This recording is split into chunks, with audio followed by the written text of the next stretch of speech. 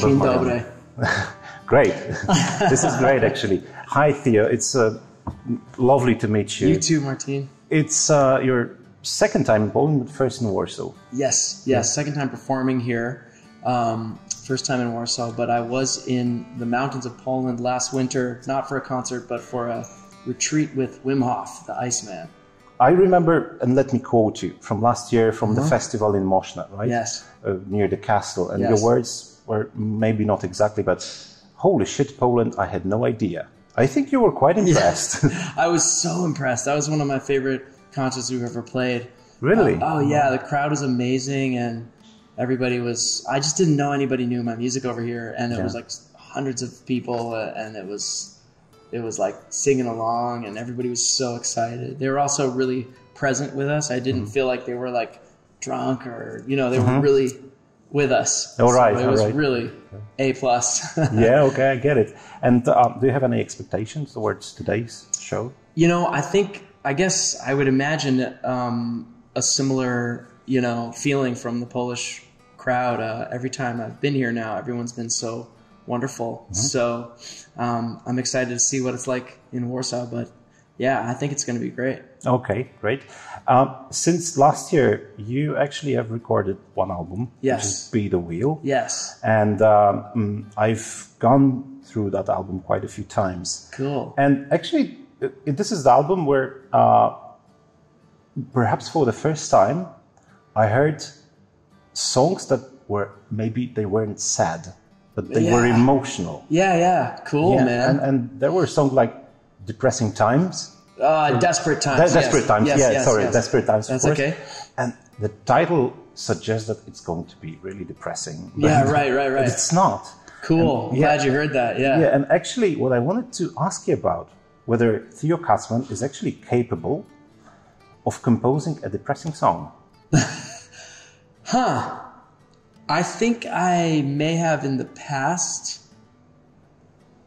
but I don't feel that way anymore in my life. So I don't know if I would ever... I don't know. It's a good question. That's a really good question. I think when you're in a state that's very, very painful, like if you have an experience in your life, emotional, some kind of loss that is really just breaks your heart. If anything comes from that you write into a song, it's possible that the song will just live in that emotional zone. All right. And sometimes people feel that that's depressing. Okay. But it's really not intended to be listened to unless you need that zone for your catharsis or your healing. Right. You know what I'm saying? Yeah. It's sort of like when people are like, man, that's sad, I don't want to hear it. It's like, okay, don't listen to it. Okay. That's not for where you're at then. Maybe you need something that matches the mood you're in or something like that. But I do think I've certainly been in states where I felt like what came out of me didn't necessarily have a uplifting message with it. It was more just like, this is the feeling, like you're just swimming in this swimming pool. So you were transferring your emotions to the songs? Yes. Yeah. I try to write them so that there is a feeling of empowerment in the song, and it's hard to say what exactly does that, but I don't necessarily love just throwing the listener into the, just like a bomb exploded, like, oh well, I like there to be some kind of empowering hook in the music. I get it, because 2 albums ago, actually, they break up hits where the title actually suggests that, hey, this is going to be awfully depressing. Yeah. It's about people falling out from love, about loss, and that kind of rather negative emotions. And yet you're listening to this album. I was listening to this album. I was, hey, man, God damn it, that's not sad at all, right? Yeah, so I was actually wondering about that. But the other thing I wanted to ask you about your composing style, like your approach toward composition, because whenever I listen to your music, and starting from the very first album, so Romance Without Finance, right? across all the other albums, I have the feeling that you compose using acoustic guitar.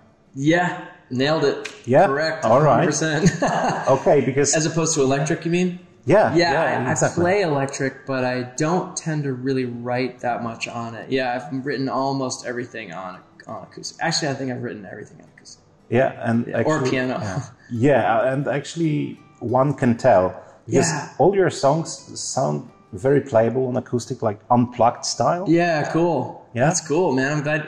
Amazing ear. Way to go. Yeah, thank you so much. Thank you so much. But why is that? Your first recording was, I think, solo acoustic. Yeah, that's correct. Yeah. Why is that? Good job, dude. You're really deep on the research, man. Thank you. It's not every interview that is like that. Just so you know, Martin's doing a great job. What was the question? Why is it like? Yeah, why do you prefer? You know, acoustic? I think acoustic was my first the first time I played guitar, it was on acoustic guitar, and I think because I just learned on acoustic, spending time exploring before I had guitar lessons or anything like that, I was kind of just learning on my own, and I spent a lot of time exploring the acoustic, and there's something about just picking up an acoustic. You don't need to plug it in. It just sounds great immediately, and you can hear the natural reverberance from it and amplification from just the wood. Yeah. And so it's very like campfire. You know, you'd play it around the fire. You'd play it on the couch, and sitting there. You know what I mean? If you were riding in your friend's car, you could play it in the passenger seat. It's something about how casual that is that I think I just I can take the acoustic anywhere. So I have guitars kind of in most of the rooms in my house. Okay. I have a couple of, or I just take my acoustic and put it there and whatever, and you can sit on the couch. So a song can kind of happen anywhere. I think that's part of it. Mm-hmm. So convenience. Yeah, I think so, because electric, I don't. Maybe I should get an amp in every room in my house, but it's a lot of amps. Right, yeah. But I have, more of like the amp. You have to, plug into it and make sure. I still do that too. I plug into the amp and practice that as well, but. For some reason, it's hard to explain, but it feels a little more mysterious, the acoustic guitar. It's just like, and I think because because you're lacking that step where you plug it in, your brain doesn't go like, here we go, we're going to write. You kind of can be playing and then you're like, oh, I got an idea. If that makes sense. Yeah, I totally get what you mean. Yeah. I have some notes with me, so just let me briefly check it. But I have terrible memory when it comes to titles. No. Notes are great, and you probably, with this depressing times and desperate times. But we were talking about depression, and your English is actually amazing, bro. So thank you. Doing great. Thank you so much. My Polish is terrible. I know dzień dobry and dziękuję. That's actually all you're going to need here. Okay. Yeah.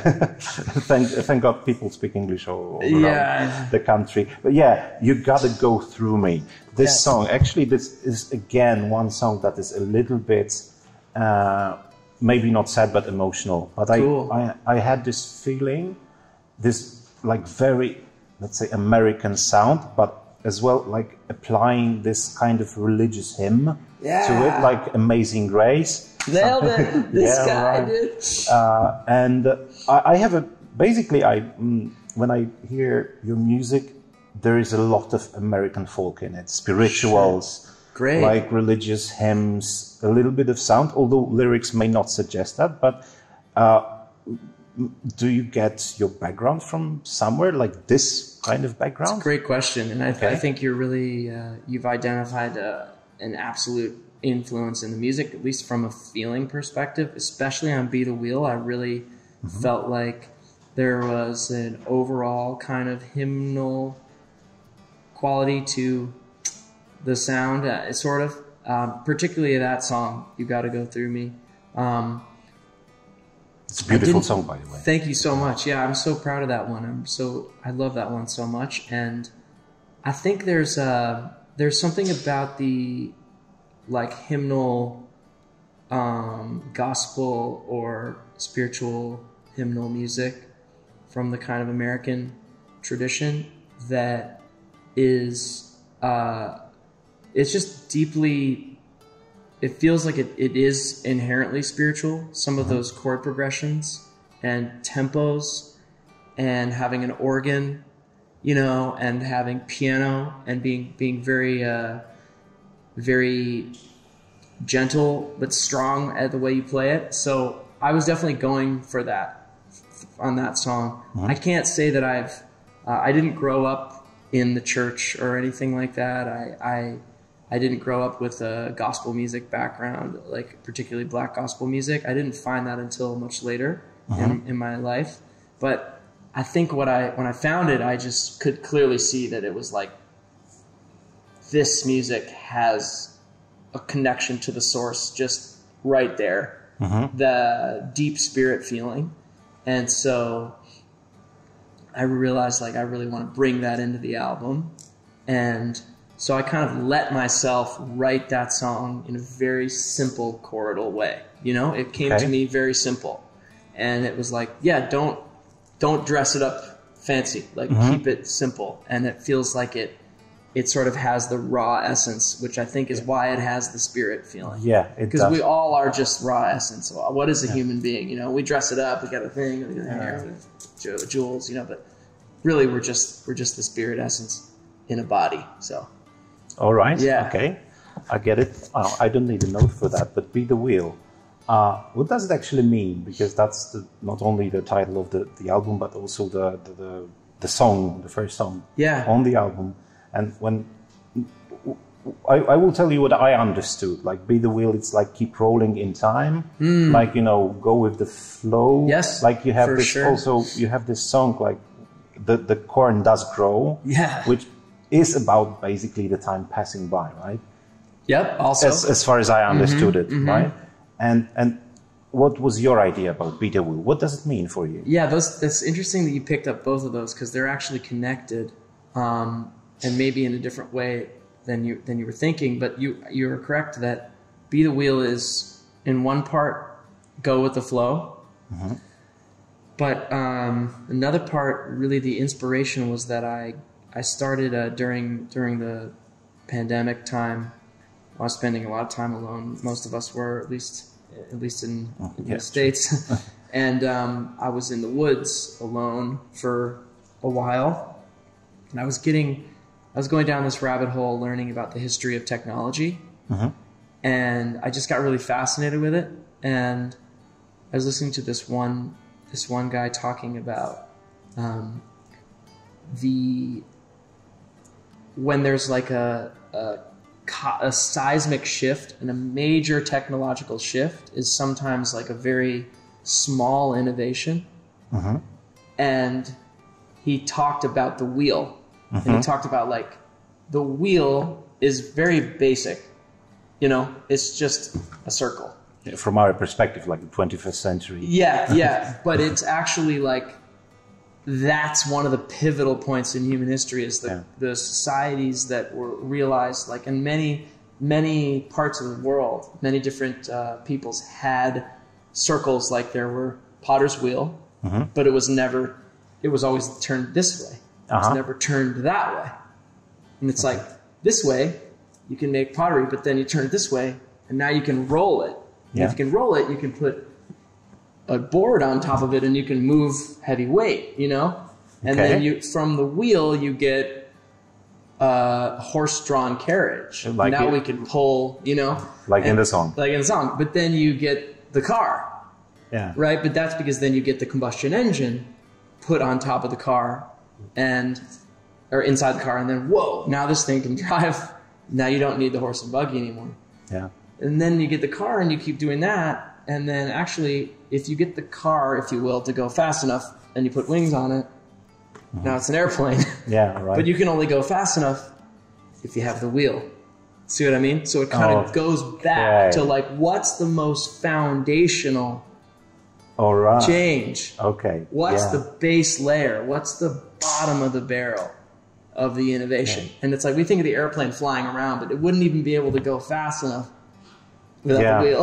Of course. So that's my saying is not only go with the flow, my meaning of the song, but it's also like, don't get lost in the hype. Don't get pulled around by what everyone else is doing. Like, be the elemental thing, whatever that is for you. Okay. You know, like remember the wheel. And as an analogy for your life, like what is it that you must do that is the most essential for you in your life? I get it. And okay. it's like, be the wheel. It makes a lot of sense. Yeah. All right, but you said that you spend a lot of time in the woods, but you also mentioned the trip with Wim Hof, like yes. one of the times in Poland. Yeah. Right? And I was wondering, because I have an impression that you're quite conscious of your body. You're a vegan, right? Is that correct? Yeah. Yes, I am. I try to eat mostly like I would call it whole food plant-based, which is a little different distinction than vegan, because a lot of people, you know, vegan is, you could have potato chips, or vegan, you could have Oreo cookies, marshmallows. I'm not trying to eat much processed food. I'm trying to eat whole plant foods. Which means that you're quite conscious of what you're eating, right? Yes. And again, like having those ice tops. Like going to with Wim Hof to the mountains in winter, right? And that kind of like thing that makes the idea that you're quite conscious of your body, and wanted to ask whether it does influence you as a singer, because let's face it, you can play guitar in any state of your body, but when you sing, it actually. So how does it actually help you? It's a good question. Oh yeah, I mean the breathing that I have learned through the Wim Hof method is very profoundly changed my.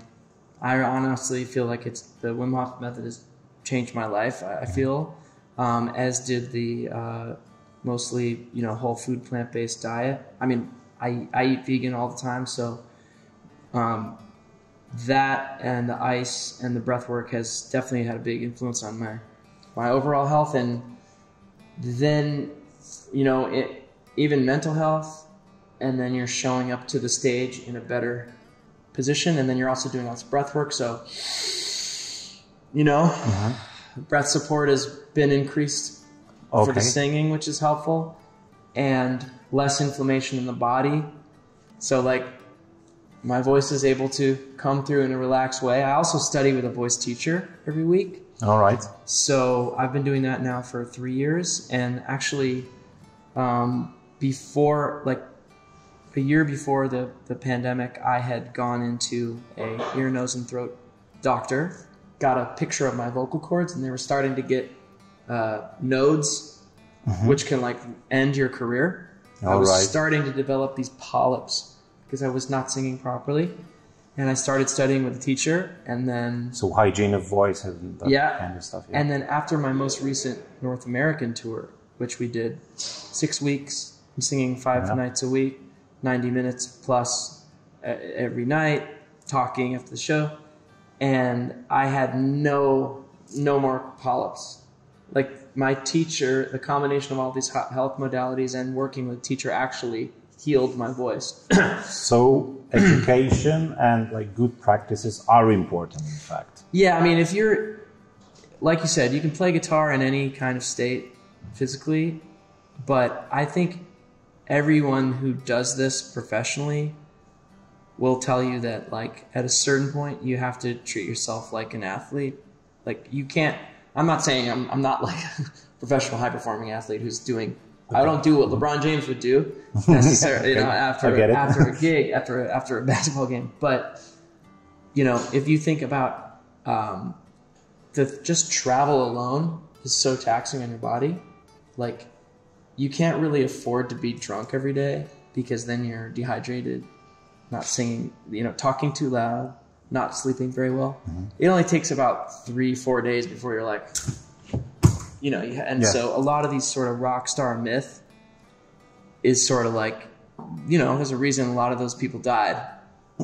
Some of them are still alive. I mean, and thank God, Rolling Stones. Yeah, way to go. I mean, luckily they were able to clean themselves up, but I'm just not a judgment on that. It's just, if you're going to do this one day a month or even one day a week, maybe you can afford to treat yourself like whatever you want on the weekend.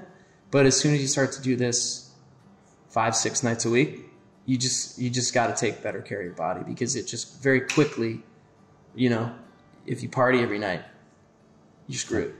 You know what I mean? Yeah, it's of course. Kind of basic, self-care. I think, but on the other hand, I imagine it's quite tempting when you're a rock star, you perform, you play a gig every night in clubs, and people want to have a beer or two or a bottle of whiskey with you, right? Totally. I have to.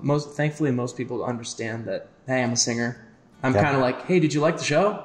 Remember how I could do all that crazy shit? Then we're not doing the whiskey today because right. Otherwise I'm not going to do it. You know. One last question. Yeah. You perform solo acts, but you also played in Wolfpack. Absolutely. And I wanted to ask, how is it different to transfer your emotions when you're a part of a band, like with strong individuals like Corey Wong, Joe Dart, but Joe Dart is here, right? Yes, he is here. Yes. Great. So strong individuals, Jack Stratton, Wolfpack basically, right? Yeah. And when you are like this sole individual that's responsible for the act, is it like a bigger responsibility? Is it easier to transfer emotions? Maybe harder? A lot of pressure? Yeah, good question. I think in terms of, it's probably easier in a certain way for me to transfer my emotions in the solo project because that's what all the music is, and I've already written it. From that place, so I can really direct the emotional direction of the show is up to me to present to the group, like, hey, this is what I want to do, these are the songs I want to play. That's like my decision, versus in Wolfpack it's more of a group decision. And Jack is also the band leader, Jack Stratton, which is by design. We love Jack. I mean, Jack's one of my best friends. All the guys are. So it's really just a different thing. I feel like I'm a part of a bigger picture in Wolfpack, and we have a sort of different emotional tone that we're bringing to an audience. It's not necessarily as we don't spend as much time in the like sadness catharsis place as we do in my concerts. And I don't mean like my concerts are sad. I don't feel like they are, but I like the edge of all these different emotions. I like how the best comedy will like make you cry, and then the next second you're laughing, and then you're and then funny. Like that edge between. I get it. All those feelings is something that I'm really inspired by, and I want to bring to my concerts. But I also think that because I just am who I am, and everyone in Wolf supports everyone else in Wolf, we each have a unique emotional energy we bring to it. And so part of what I bring to the Wolfpack concert is a little bit of that energy that you hear on like a song like You Gotta Go Through Me. When we do Christmas in LA, I address the crowd, and we get a little bit into that like sort of hymnal space.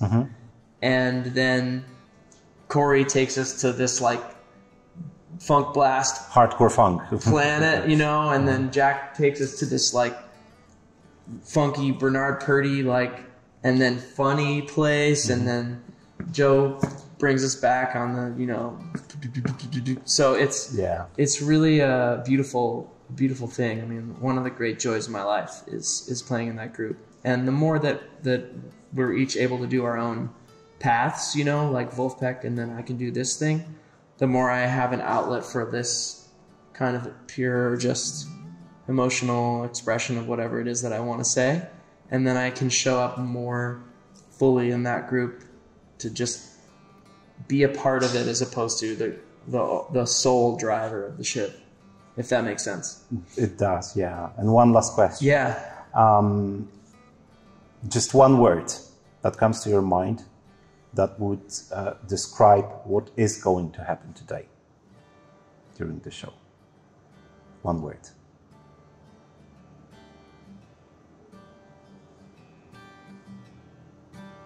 Freedom. Ladies and gentlemen, Theo Katzman. Thanks, you guys. Thanks, Martin. Thanks, Pleasure, brother. Theo. Yes, thank you so much.